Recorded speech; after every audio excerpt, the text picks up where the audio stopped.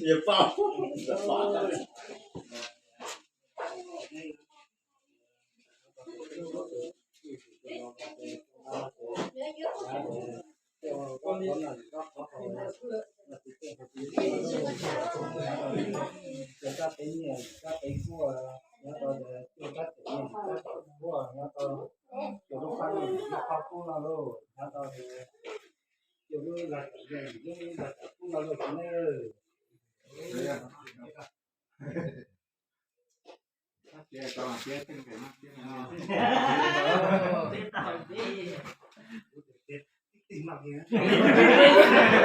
Không có cố định không nói gì đâu ạ.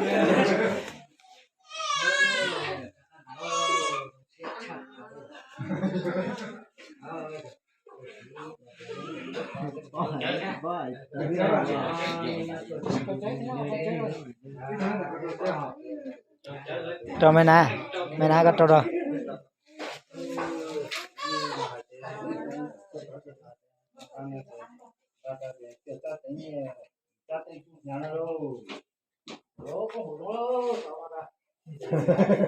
네, 우리 저 하여튼 게 뭐지?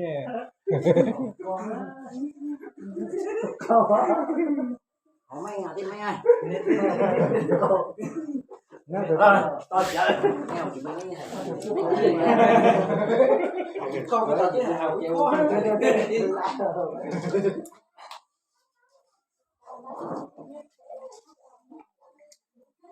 Bây giờ anh ấy ra phê, xin kìa.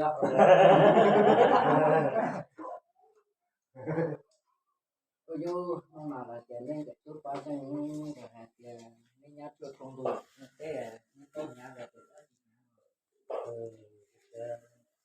Được chút bao nhiêu là để cho để chút chút nhá, chút nhá thì sẽ có nhát đâu, và giờ là bao nhiêu trong cái từ thứ sáu là chắc chắn nhát trong đó đâu. Và sao thì còn tôi đâu có thể thèm con chỉ có cái gì là đâu chứ rồi vậy là có hai trên tàu này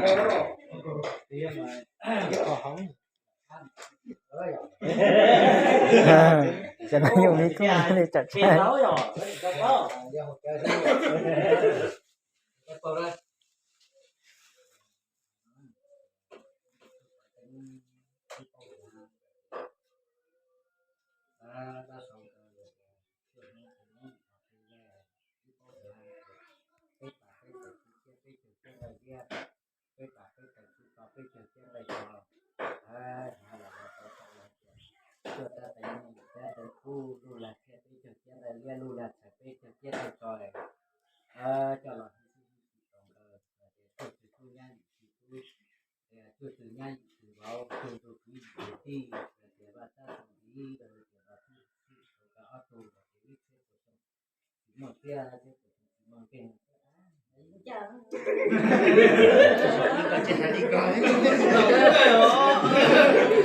đừng chắc là đây mà đó đấy là chữ chê này đó là cái chữ chê thì cái cháu rồi nó mới cho thì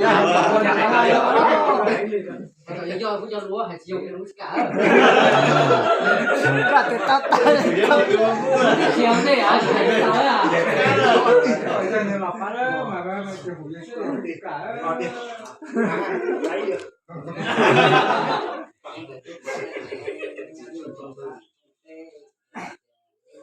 rồi phải cháu để nó cẩn ta và loại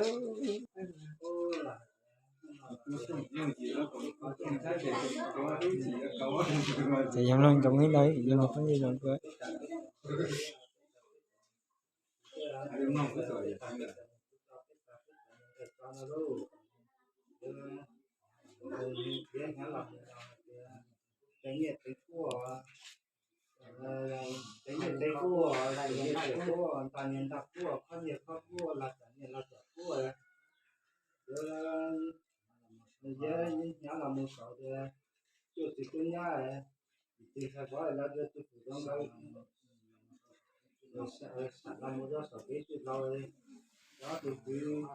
có sẽ đến đó từ cuối đầu nhắc khăn nhớ trong đó ô tái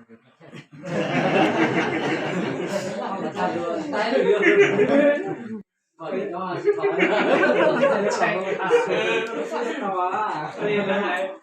Nó nhắc lại cho chị nó bảo là tiêu mình tiền lắm đây. giờ những người tơ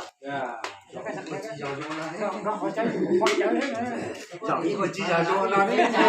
quá thì tới cao Con cháu là gọi cho một con tỏ tuổi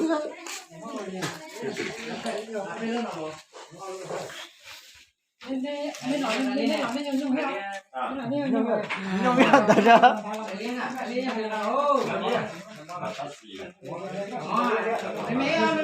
mẹ sao không biết nhỉ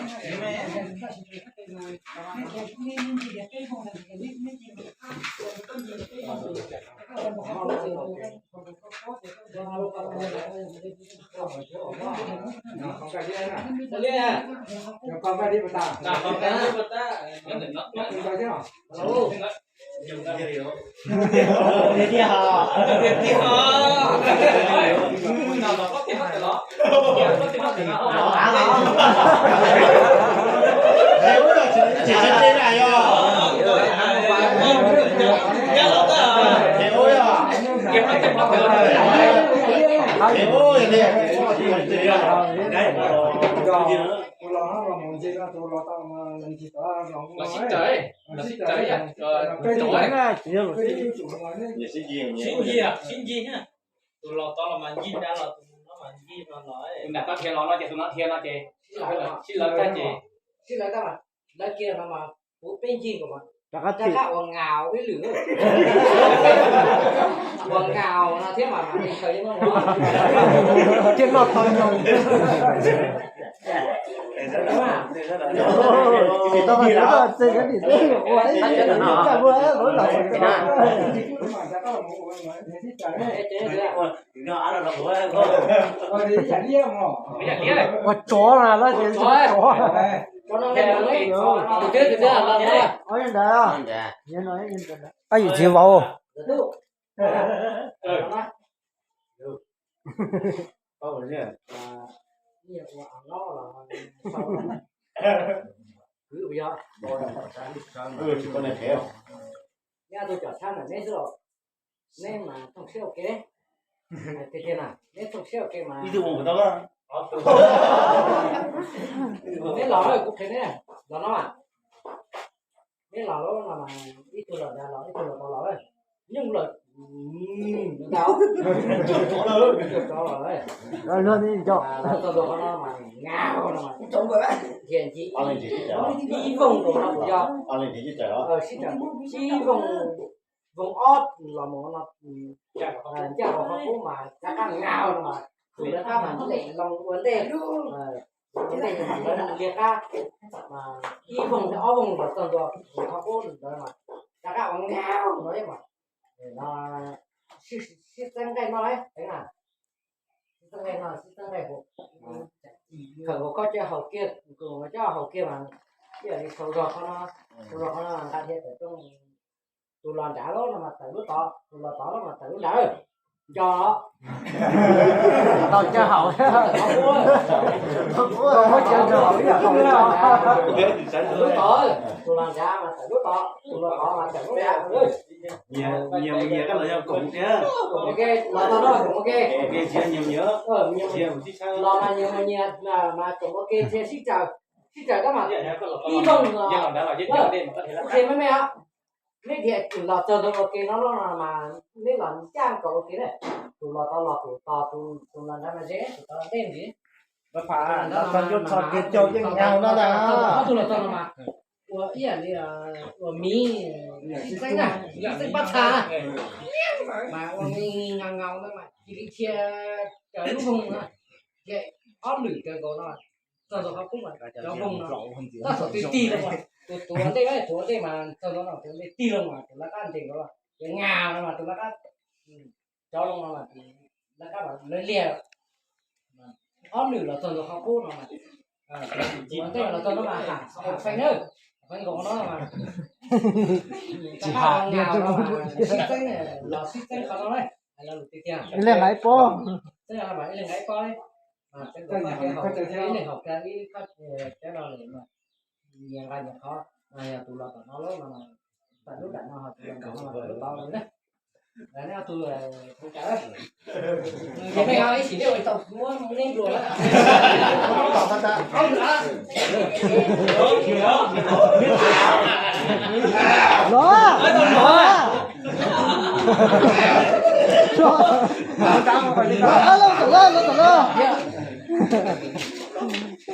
lử này lử cái gì cho nhung không đúng không thì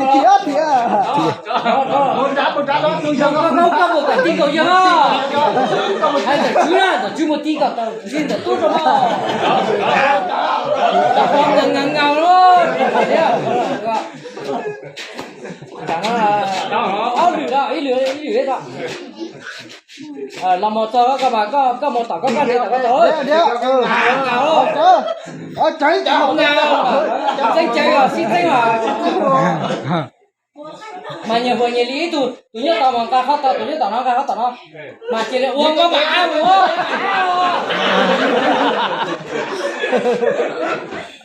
ô có đang sầu lo hùa ta thì nên chăm hùa hay hùa